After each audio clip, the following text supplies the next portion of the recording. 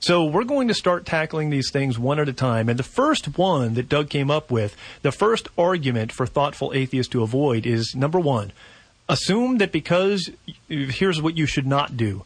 You should not assume that because you compare atheism to believing in pink unicorns or fairy tales that you've made a good argument.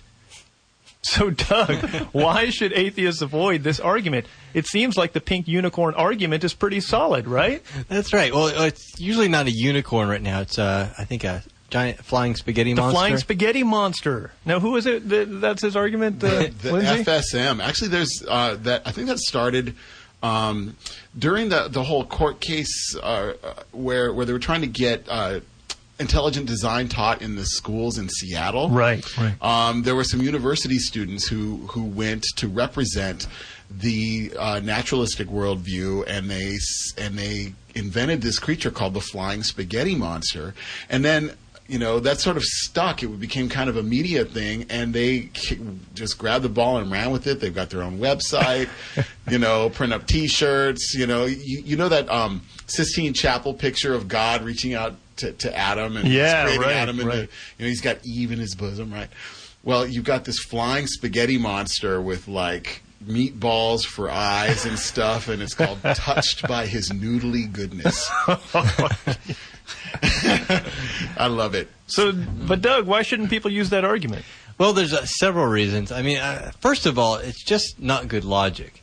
Let's say there's someone out there who believes that there's an automobile that can go 1,000,000 miles an hour. And there's someone else out there who believes that there's an automobile that can go 60 miles an hour. And there's absolutely no evidence to believe that, or any reason to believe that there's actually a car that goes 60 miles an hour. So it's kind of been proven, as much as you can prove a negative, that the 1,000,000-mile-an-hour car does not exist. Well, does that mean that the 60-mile-an-hour car does not exist? I mean, it just doesn't follow. So you can kind of see automatically there's some logic that doesn't apply there. Just because one thing doesn't exist doesn't mean another thing doesn't exist. And so you can start with that. But it really gets down to there's a big difference between a pink unicorn or flying spaghetti monster and a necessary being. God is something that, as Aquinas would put, exists by necessity. And if you start thinking about contingency, if everything that you see and exist is contingent, there was a time when it didn't exist, that would mean there was a time when nothing existed. Yeah. So there must be one necessary thing, one necessary being that did always exist, self-existent, that created everything, that brought everything into existence. This is the big difference between God and the flying spaghetti monster. Yeah, it seems like one of the things that they're saying is they're going back to that idea that nobody really has the right to believe anything without sufficient evidence. And they're kind of saying that there's as much evidence for God as there is for the flying spaghetti monster. What do you think about that, Lindsay?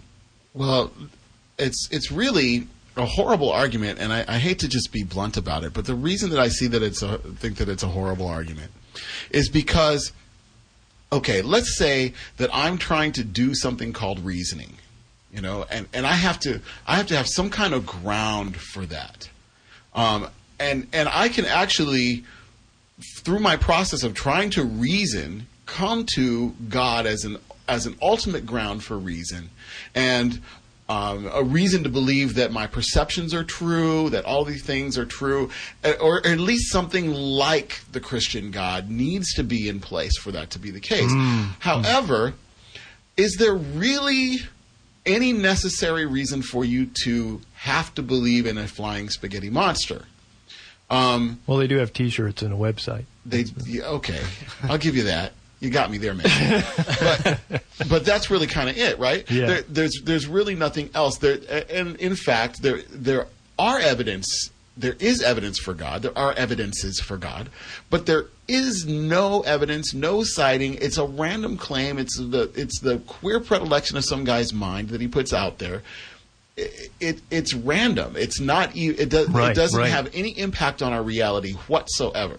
Now, here's the thing about that is it's ultimately an argument by an analogy. What they're saying is that there's some properties that are the same between the imaginary flying spaghetti monster and the existence of God. And if you just draw the lines between the two, you'll see that they're really the same. They're not the same at all. And I mean, first off, God's not made of enriched wheat flour. I mean, okay, I know that sounds crazy, but it's really a real argument. You're saying that something that's... There's an actual issue there. There really is. There's a physical thing that exists in a physical mode that you're saying exists that nobody has any evidence of. Whereas we're saying that there is a spiritual being who is the ground of all being, who created time and space, so must be superior to time and space. Transcendent is the technical term. And that, Doug, that's what you were getting to when you were starting to talk about the ground of being, because, you know, it's not that people can't claim that any kind of a thing exists. People can claim that God exists, and they can claim that pink unicorns exist and flying spaghetti monsters exist.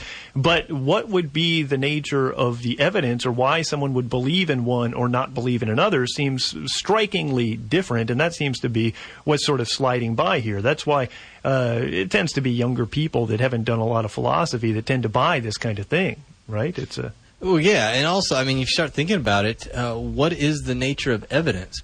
A flying spaghetti monster has no say on what evidence is or how we understand the physical world. Right. Whether we're created by God or the accidental product of chance, matter, and energy, that changes what evidence is and what knowledge is altogether.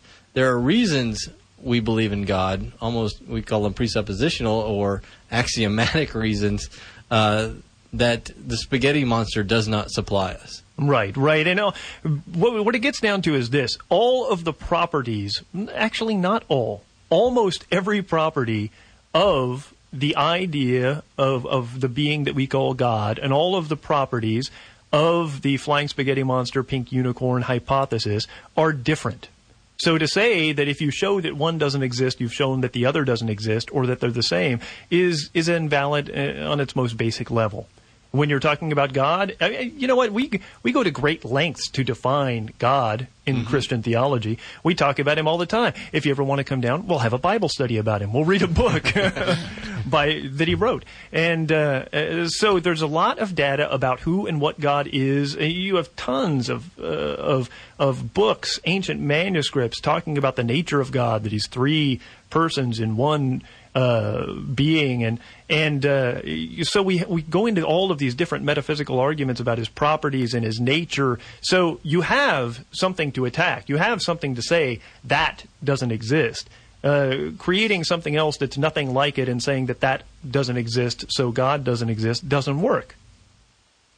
Right. It's a category error, I think, is the technical error, term that we're talking about here. It's a false analogy. Yeah. And so, but it's like you see these things in these debates, and you can just feel it in the room when that argument is made. And that's because it's funny. And a bunch of college students go, "Oh yeah, you know that Richard Dawkins, he's a sharp cookie, that guy." So, but also what we're dealing with here, and we as Christians take this very seriously, is the rhetorical force of the argument. It has rhetorical force. It does. Right. People win debates all the time that are obviously not right when you sit objectively and look at their arguments, right? Well, I mean, we have to differentiate between something that's cogent and something that's just funny. Or something that's persuasive and something that's actually a good argument, too, right? Yeah. I mean... Yeah, how do we persuasive is defined differently by different people, right? You know, something could be persuasive to me because I hear it from a guy like Chris or Lane. You know, I like these guys. I trust these guys. Know they do their homework. It can be persuasive because they say it, and I don't really have to check things out too much deeper than that.